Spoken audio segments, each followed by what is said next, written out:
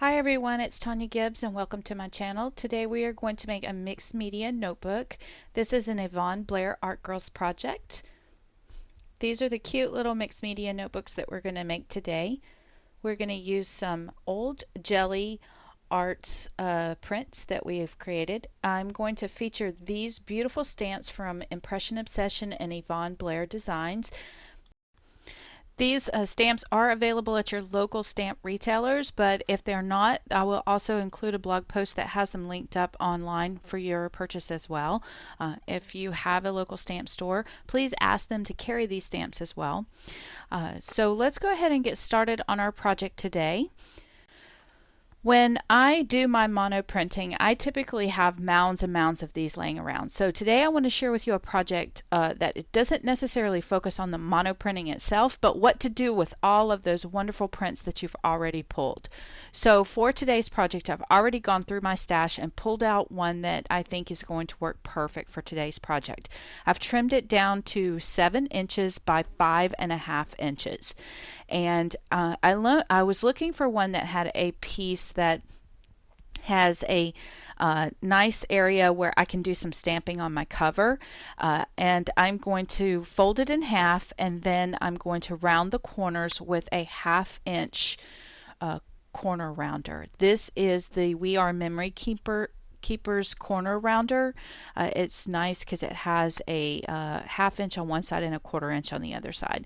I want to stamp a sentiment there on the cover. So if you don't have an area that has a solid color, you can always take some solid paint and paint in an area there on the cover, like I've done with the hot pink.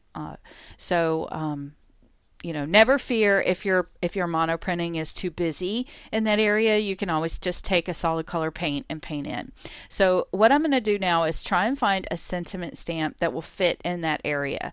And like I said, never fear, you can always make that a painted area that is solid to accommodate your stamp. Also keep in mind that when the book is laid open, where the fold is in the center, your right hand side will be your cover, not the left hand side. Always keep that in mind as well. When this book is folded, it will be roughly about 5.5 by 3 inches, so or 3.5 inches. So it's a good I say roughly 5 by 3. It's a nice size to keep in your purse. My idea for this book is going to be to keep quotes inside this book. You know, when you're out and about and you're shopping, you always run across a little quote that you like to keep. My problem is that I take pictures of these with my phone, or I write them in my planner, or I write them in another notebook that's in my purse, and they get lost forever.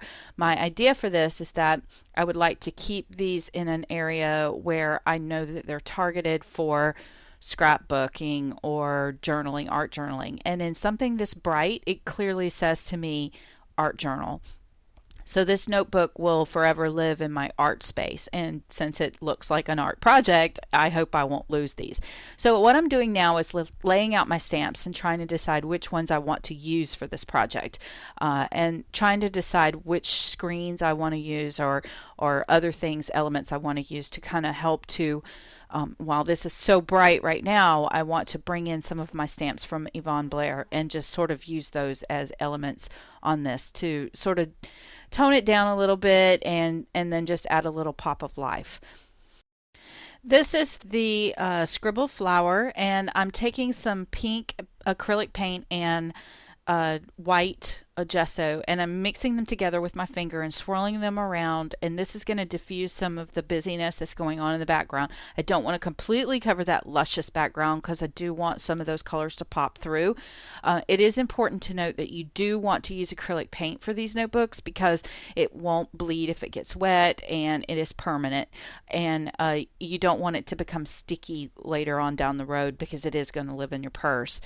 So I'm using that to swirl it around. I don't want these two colors to mix. I want to clearly see both colors. And I'm going to use this to become the background for my flower because this is a scribbled flower. I do want it to be the texture that's on top of these colors.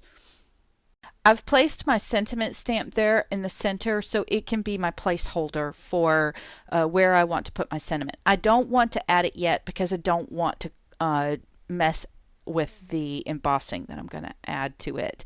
Now I've come in with a darker magenta color just to add a few shadows to my rose colors.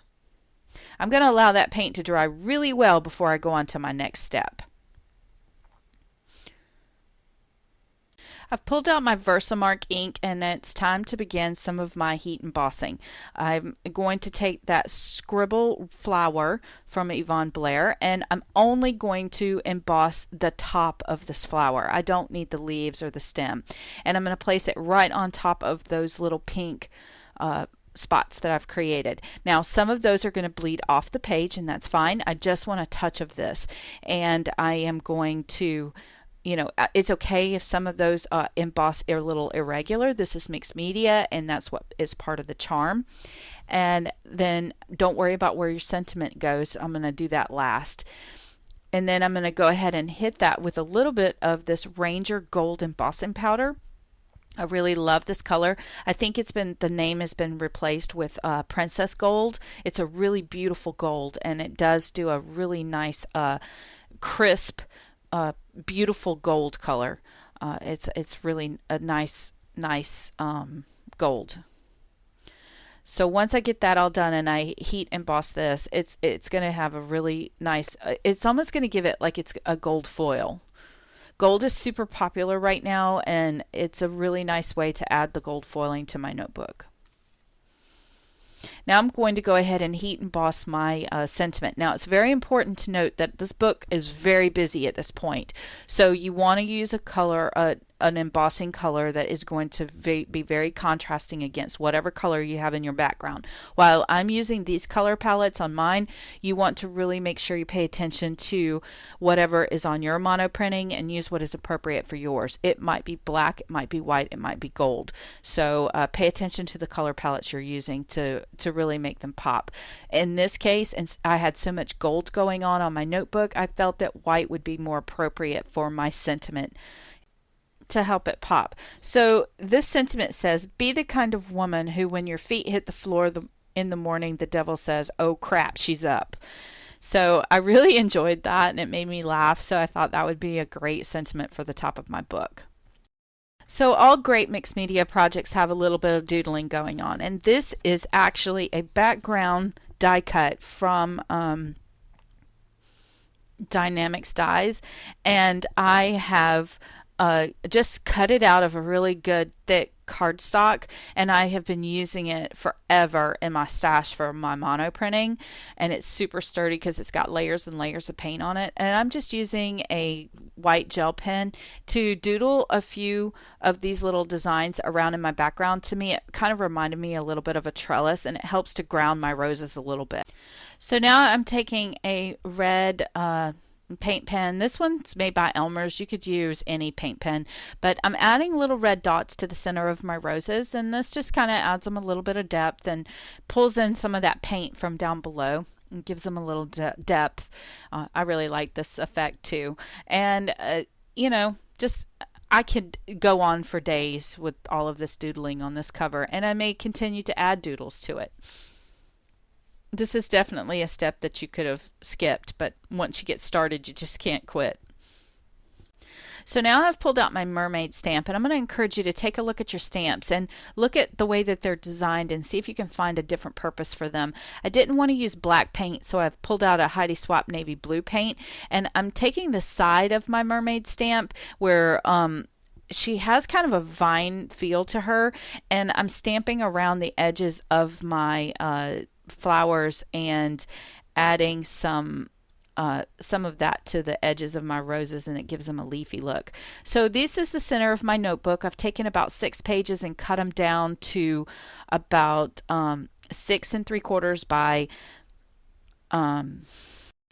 5 1/4 and corner rounded it, folded it in half, quarter rounded it, and then I took it over to my sewing machine and stitched it right up the center to add it to the center of my book. Now if you don't have a sewing machine, you can always take a longer stapler and staple them there in the center. Just make sure you staple them so that the center, the you staple them from the spine inward so that the smooth side of the staple is on the outside of the book. You know, you could easily do that. So now what I've done is I've taken some mono adhesive. I'm going to show you a different way to add some foil.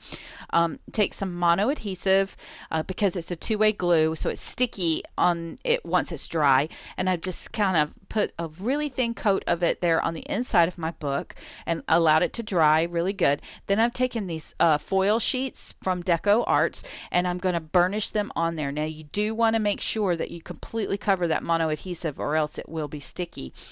This is just a piece of scrap from where I had done some mono or some foiling before, and just burnish it really, really good over those areas. You can run your finger over to see if you missed any of those areas. If it's sticky, just add some more foiling and completely cover that mono adhesive, and you've got some really nice just etched lines. And that's just another way to add some gold foiling if you don't want to do any heat embossing. I just wanted to show you another neat little trick. Now, I went ahead and did some more stamping here on the inside cover just to add some more interest.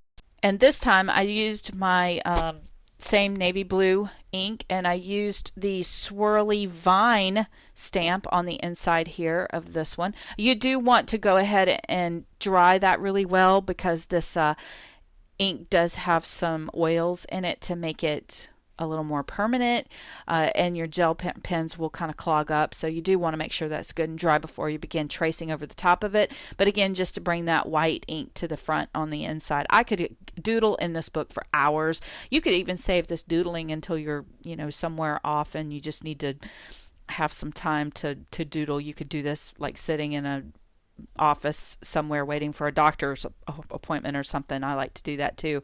But anyway, I even impressed that right there on this on the front of my book page, first page. Here's some close-ups. I repeated that same process on the back cover of my book. You guys didn't need to see me do that, but here's some close-ups of these books and what the fronts and the backs look like. Here's another little book that I did too, preparing for this class.